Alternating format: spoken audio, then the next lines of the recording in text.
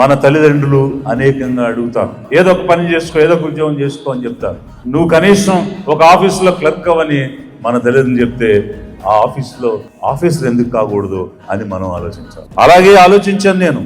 కనీసం నువ్వు డాక్టర్ అయితే బాగుంటుంది అని మా నాన్నగారు పదే పదే చెప్తూ, ఎందుకు డాక్టర్ అవ్వాలి అని అంటే 10 మందికి సేవ చేయొచ్చు, 10 ప్రాణాలు నిలబెట్టవచ్చు.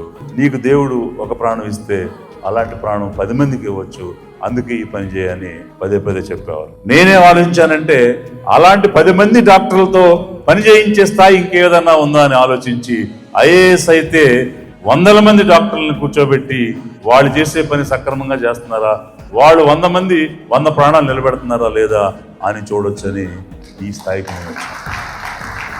ఈ పక్కనున్న జిల్లాలోనే మొదలు పెట్టాను.